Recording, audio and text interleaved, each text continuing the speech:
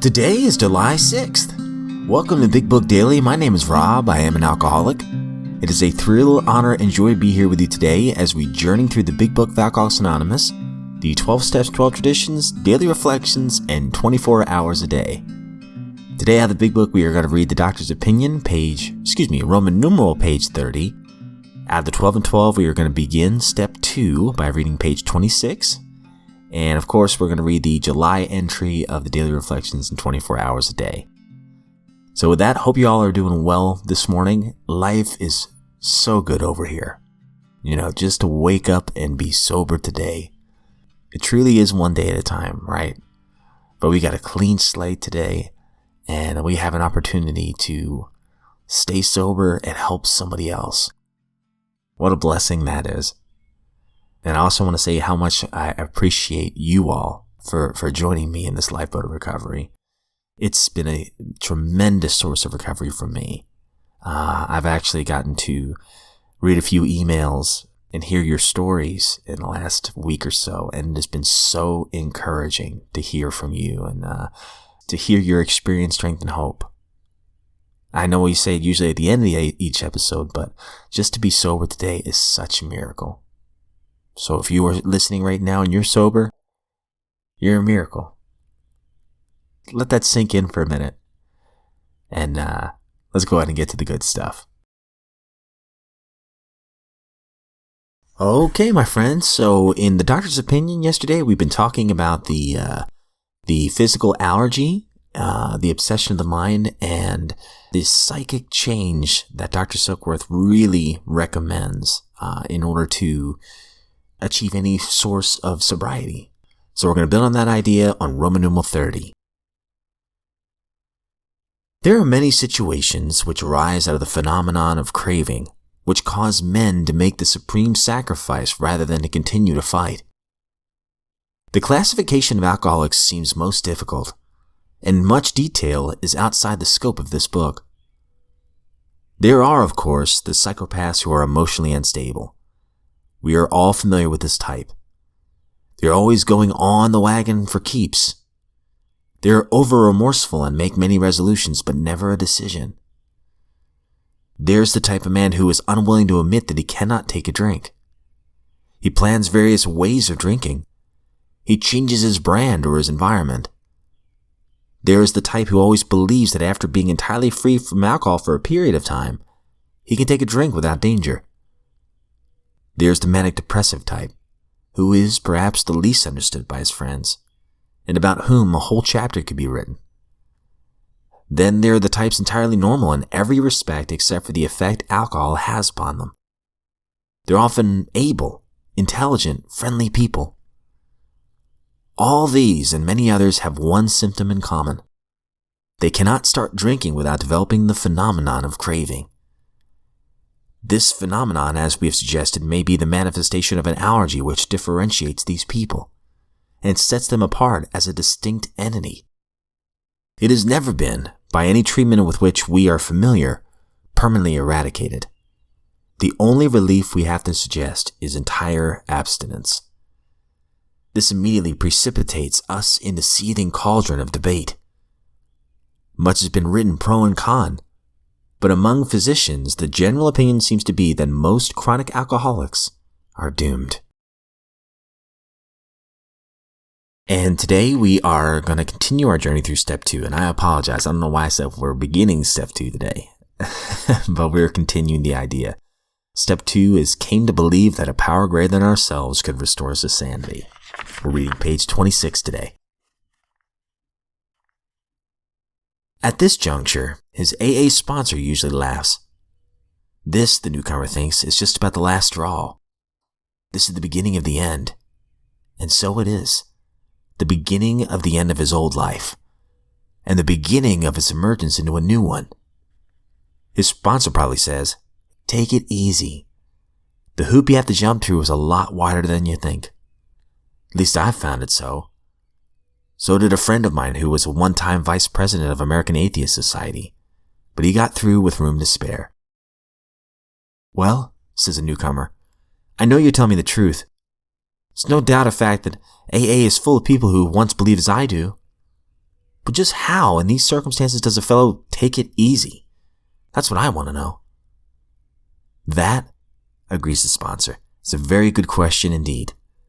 I think I can tell you exactly how to relax. You won't have to work at it very hard either.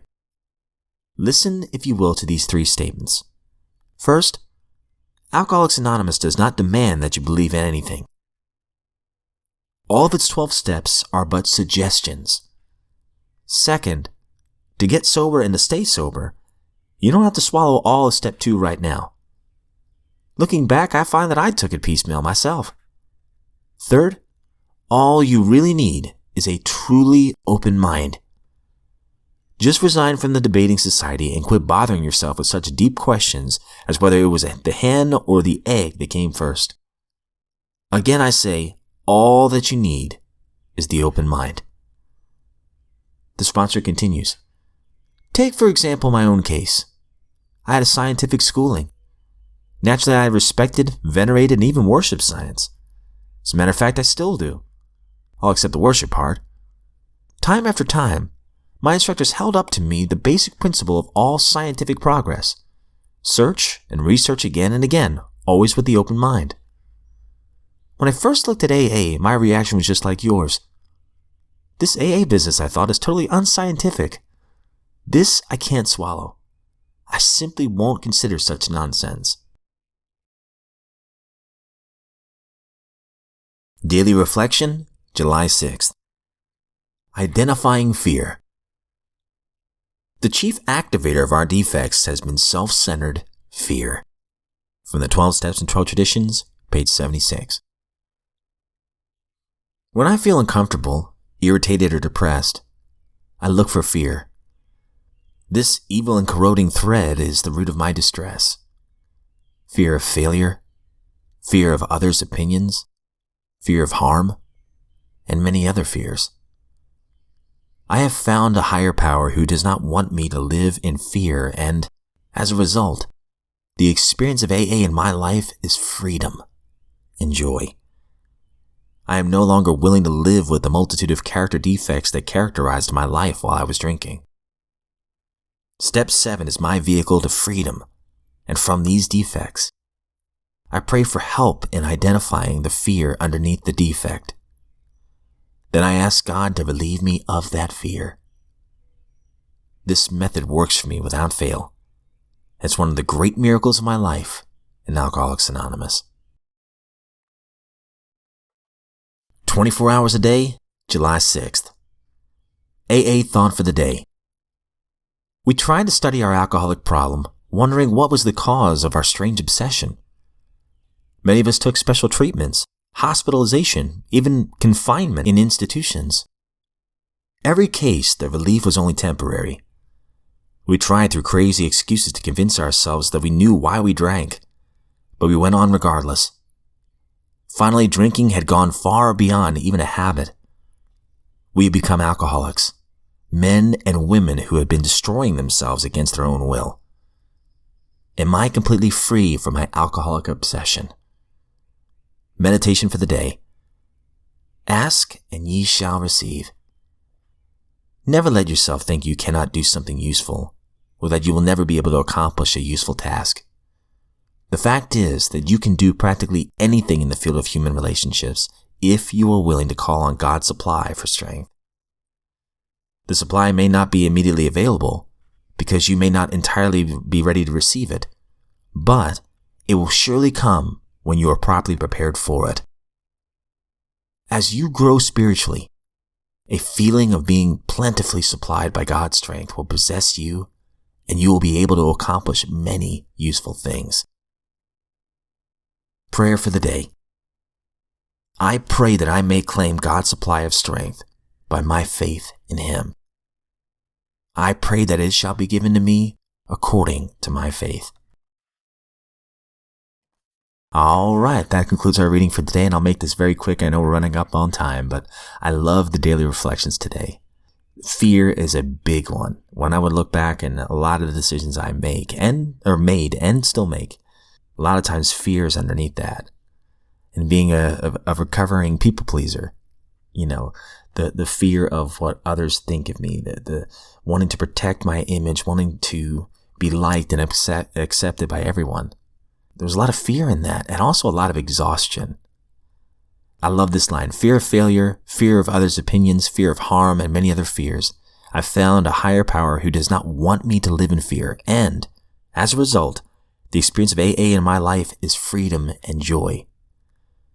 I'm no longer willing to live with the multitude of character defects that characterized my life when I was drinking. Step 7 is my vehicle to freedom from those defects, continually giving those defects to God every day. God, I pray that you would have all of me. And I love the following line in that prayer: good and bad. It's not like all of a sudden I do these steps and, I'm clean and I'm never going to struggle again. I wish. But unfortunately, that has not been my reality. I still have some of these defects and I have to give them to my higher power every single day. But God does grant me strength as I go out from here to do his bidding. And I'm so grateful for that. And I'm grateful that you guys are listening today. Thank you so much again for the emails and the encouragement. That has been such a joy to read this last week. I truly appreciate it. So if you ever want to reach out and share your experience, strength, and hope, the email is bigbookdaily@gmail.com. You can also send us a voicemail. I have a link in our show notes. Just look up the description of the episode and you'll see it. I would love, if anyone's ever interested, and I would keep your name anonymous, of course, or your location, whatever. I would love to share your experience, strength, and hope with the world. I'm just so encouraged by it. And speaking of keeping an open mind, I learned something from every single email that I receive, and I would love to pass that on to somebody else. But that's all we have for today. If we are given a brand new set of 24 hours, I sincerely look forward to seeing you right back here tomorrow.